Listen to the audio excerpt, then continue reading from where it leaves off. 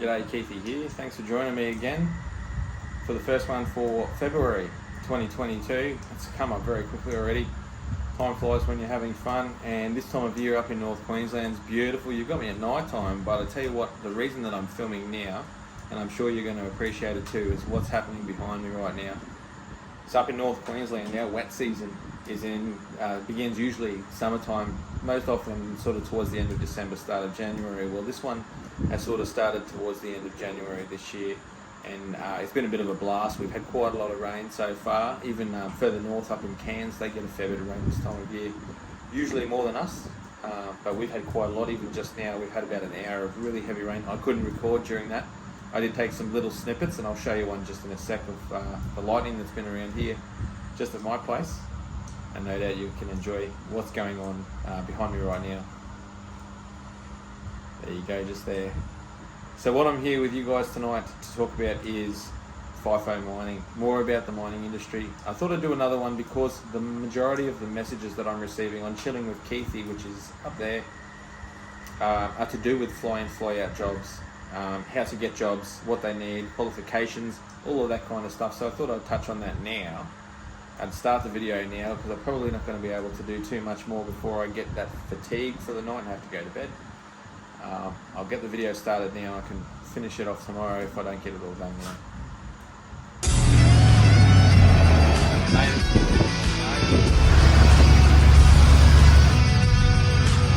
Well, we couldn't go without checking this out. Right, preparing fires now.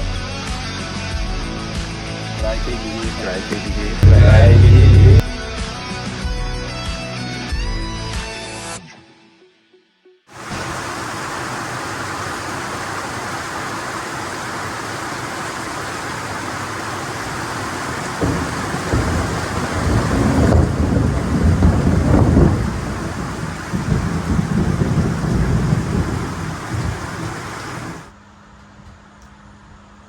I thought I could put this pen up here and make me look a little bit smarter while I do these videos for you. I hope you can hear me, by the way, guys. Sorry, I haven't got my microphones as yet, and I do have to have that fan going because right now it's over 30 degrees still at about 7 o'clock at night. But it's just so lovely out here. I wanted to share this kind of weather with you. I think it's so amazing. It's probably going to detract from my ugly face a little bit as well, give you guys something to look at while you listen to me chirp on.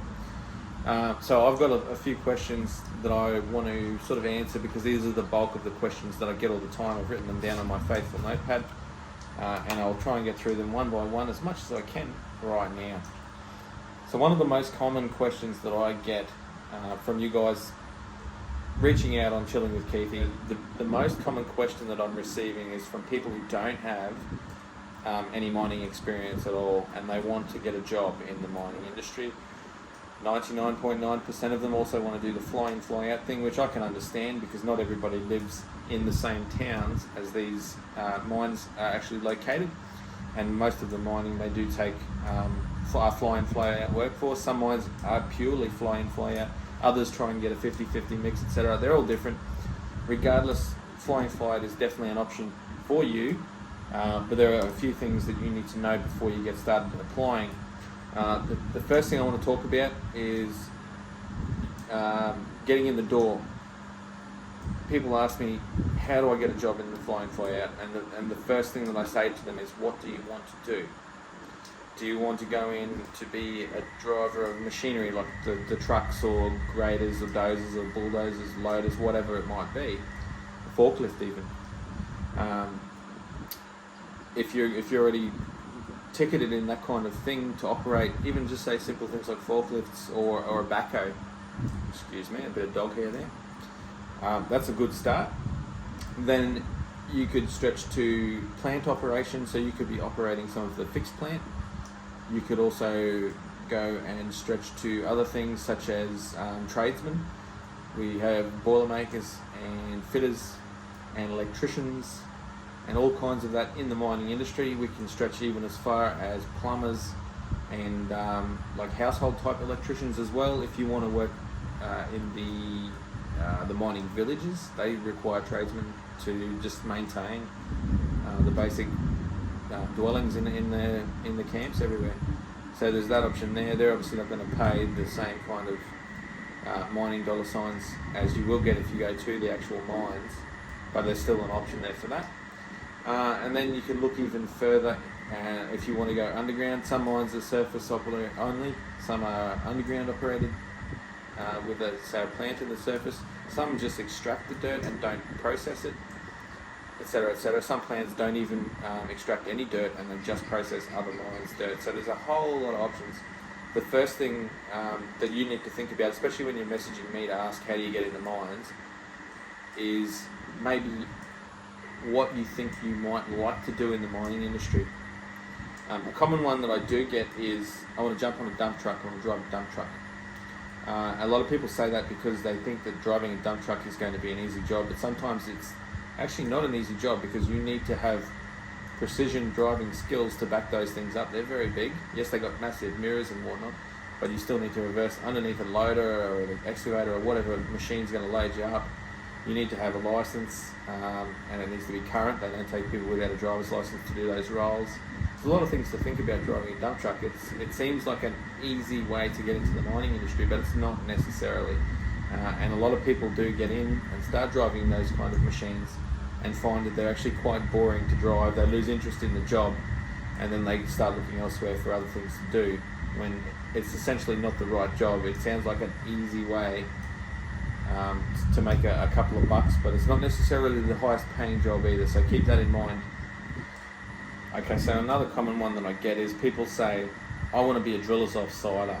How do I get into the mines to be a driller's offsider? And that is something that I can't answer because, first of all, I'm not a driller's offsider. I never have been. I don't know how to operate a drill. I work around those kind of operators, but I myself have no idea how to operate a drill, so I'm not going to advise you on how to operate that kind of machinery.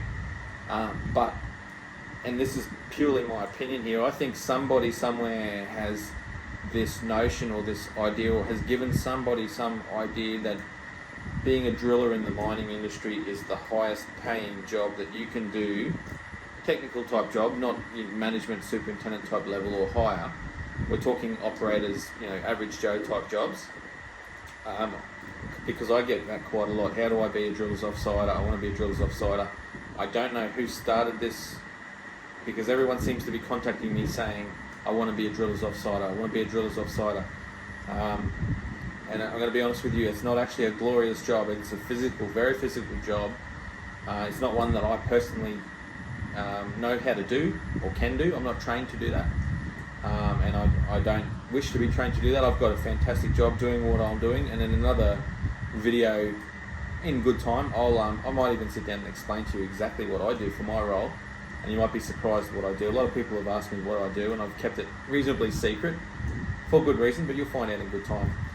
So a driller's offsider is quite a physical job, and to my knowledge, it's a messy job as well. You're essentially drilling the holes so they can pull the samples out, detect what's underneath, where they want to dig, and work out if it's worth digging, if it's got enough of that mineral, whichever mineral is being dug out or exploded with explosives or whatever. So that gets sent to a lab, and the lab say, oh yeah, this is what's in here, here's your results, blast away, and you're going to reap the rewards of that. So that, to my understanding, is this is what the drillers do. They're not there to drill boreholes for bore pumps to irrigate the grass at the mining camps or around the admin buildings. They drill quite deep holes to work out what kind of minerals, how much, and how what the grade is. The grade is whether there's lots of mineral or just only a little bit of mineral in the dirt, in the rock, under whatever they're drilling. Drillers, offsiders, and drillers themselves can work both on the surface and underground. There are drillers and drillers offsiders underground as well. You need to think of whether you want to work underground or whether you'd like to stay up where you can see the sun every day while you're working, or if it's night you can see the moon. So that's something else you need to take into mind or consideration when you're going for a driller's offsiders job. It's not a glorious job, I'm not going to lie. It's very physical, it's dirty, and if it's underground, it's extremely hot. Underground, the environment, even the ones that, like most of them do have essentially what's like an air conditioning system underground. That's not to say it's cool. It's actually quite a very hot environment. I used to go down there quite a lot when I was with the emergency response team And I can tell you now, it is not a cold environment, it's not a clean environment, it's very messy, it's very dark. So definitely take that into consideration as well before thinking about trying to get in the mining industry as a driller's offsider, because it's not something that you're just going to walk straight into and land that job. You may need to graduate, you may need to work your way up to something like that, and if it's only money that you're seeking, you're not going to enjoy the work. So you need to also consider that. Now, I don't know if the dog's been doing laps behind me while this has been recording. She did last time, I noticed. Actually, I did a video out here on what's going on up here. She was running around behind. We've got the collie over here already, and the little poodle underneath me here. Anyway, we'll get on to the another very common question that I get from you guys. Often people ask me if there's any training or if there's any kind of inductions or anything like that that they can do prior to applying for a job in the mining industry. And the answer to that is yes, there are things you can do. The very simple and easy answer to this, the quick version, is go online. If you want to go to seek.com, I think it's .au, I don't know. Most of the jobs will tell you what an applicant requires. So they're going to tell you if you need experience, if you need inductions, if you need any kind of training prior to applying for, or even thinking about sending a resume in. A lot of them will actually tell you the answer right there, so you don't even have to worry about thinking. You can go, okay, they want someone who's already got forklift experience or forklift ticket, or perhaps a generic mine induction, or whatever it may be. They will give you the answers to the question that I commonly get asked there. But I will go into a little bit more detail here. I've written down some basic answers that are sort of expand what I just said, that might help you out when you want to go and sort of try and advance your chances of landing a job in the mining industry. So apart from the basics that I just explained, there are a couple of things that will likely give you a better chance. Now, this doesn't apply to every mine because every mine is different, and coal is completely different to hard rock mining in terms of what they expect, how they operate, how they pay, etc., etc. So this doesn't necessarily apply to one or the other. This is all sort of, I guess you'd say, circumstantial. You need to read up on what you want to do before you decide what you need to do. For example, the first point that I've got here to talk to you about this is getting a generic mine induction. So that's always going to be handy. In my experience, mostly the coal mines really like people who are going to apply for jobs through them to get the coal board medicals as well already done. So that's something that most of the coal mines aren't going to do. They'd like you to come to a job interview already medicated up, so that you've had your coal board medical, you've been approved by a doctor, a physician, the doctor and physician, or whatever their specific role or name is. Excuse the pun, I've got quite a big head injury that I'm still recovering from. Will be able to say whether you are a safe bet to go into a coal mine. So that's something that you need to consider there. Another thing is just a generic mine induction. So if you don't want to go into the coal, you could get a generic mine induction. That'll give you basically, it's essentially a course. It should usually be a day course that will run you through all the safety requirements, the health requirements, things to expect. Basically prepare you for what to expect when you go into a mine. So mine sites have got a lot of things that are different to what normal construction industry you would see, because I guess the risk is quite a lot higher. Most often you're working with big machines, big plants, thick slurries and all of that kind of stuff, explosives if you're going to be a driller or anything like that. So there's a lot of things that these generic mining inductions will cover. And when you do them, you receive a certificate at the end with your name all over it, saying, yep, you listened when they were talking about what happened, you read some paperwork, you passed a test that said you understand that when you go into the mine, this is what it's all about, generically. And that way, when you do go for a job interview, they'll say, okay, yeah, Joe, yep, it looks like you've got yourself already half prepared to go in. And then they may well even do their own induction, but at least they can see you've taken the initiative to go and get a little bit of insight on what to expect when you walk in the door. So it might also offer you some questions for your job interview. So that's something we can touch on later as well. Apart from generic mine inductions, and as we said, the coal board stuff, the coal board medical stuff, if you're going into the coal industry, you also need to think about if you need any tickets. So that's another thing that you can find if you look at the job adverts on Seek or wherever specifically you're looking at job adverts.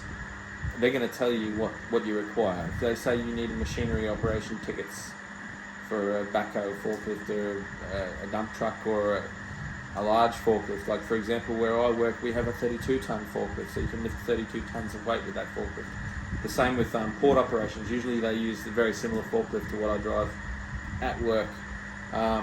Maybe getting a couple of machinery tickets will be your advantage. If you look at a job that you specifically think that you might like to go and do, well, that's something that you're going to walk in with the upper hand. If you've already got a ticket for a few machines that they might have at that mine, they're going to say, well, that's great because old Joe here, well, we don't need to train him up how to operate it. They may well specifically run you through a small course just to familiarise you with the machinery that they use, because Komatsu machinery might be different to Cat machinery or etc. etc. So they might familiarise you with what they've got and sign you off to operate site-specific machinery. But if you already come in with the ticket to operate that machine generically, then that's an advantage you're going to show over old Frankie or Bobby or whoever else you're fighting against at job interviews to try and land that job. You're going to look a little bit better because you've come prepared with a little bit more of an advantage. So they have to put less into you in order to hire you and get you going, start paying you good money as an operator or as a fitter, as a or any kind of job, whatever job it may be. You've already put the hindsight in, if that's the right word, I'm lost here, to go and get that kind of stuff done, to have that experience, so that that's less for them to have to do to get you on the tools or to get you doing whatever you need to do for that job. So that's an advantage you're going to have over the other people going for that job. Alright, so that's just a couple of examples there. I think I've probably taken close to 15 minutes. I can feel it because my head is getting hot, and that's usually a sign for me to pull up and have a bit of a breather, have a drink of water and a cup of coffee or something like that, just to try and just cool down. And it's not my temperature that needs to be cooled down, it's my brain that needs to be cooled down. Yep, you can check all the stuff out up there, or if you have a look on the page, you'll see what I've just been through and understand why I'm actually giving you this mining video from my home rather than from the mine like I usually would. But anyway, that's a good little bit of insight, some information that I can give you in a reasonable period of time without making you sit here for an hour to have to listen to it. I will knock up a few more. I've got the fancy pen handy and the notepad. So I'm going to knock up a few more. I've still got a few more questions that I want to cover for you guys, but if you've got any questions for me, feel free. Chilling with Keithy on Facebook. You can message away. Like I said at the start, it may take me a couple of days to get back to you because I am going through a pretty intensive treatment right now. I'm not going to lie, sometimes I don't look at my phone for a day or even 2 days because it is just that fatiguing, the treatment that I'm going through at the moment. So bear with me if you do send a message. I will get back to you, I guarantee you that. It may take a couple of days. Otherwise, thank you for watching. Don't forget to subscribe if you're new. You can comment down below here. Chilling with Keithy, if you've got a detailed question and you want a detailed answer, or if it's a personal question and you want to talk to me sort of more on a one-to-one basis rather than having everyone see what you're talking about thing, that's the best place to go. I will get that. I will be able to respond there. As for the Instagram, which you would have seen in the little startup video, I haven't been on Instagram for some time, and I probably won't. I'm not doing anything that's photo-worthy at the moment because I'm literally limited to what I can do. I'm not in a very good physical or mental condition in terms of what I've got going on, so I'm very limited in what I can do. So Instagram is pretty much pointless for me at the moment. So Chilling with Keithy on Facebook, and yeah, comment, like, subscribe, do all the magic stuff here. Really appreciate your time, guys. And I will be back very soon with another mining video. Hopefully there's a bit of lighting in the background as well, and maybe the dogs can run around mad for you or something like that to keep you company as well as me. But thanks for watching, and I'll catch you next time.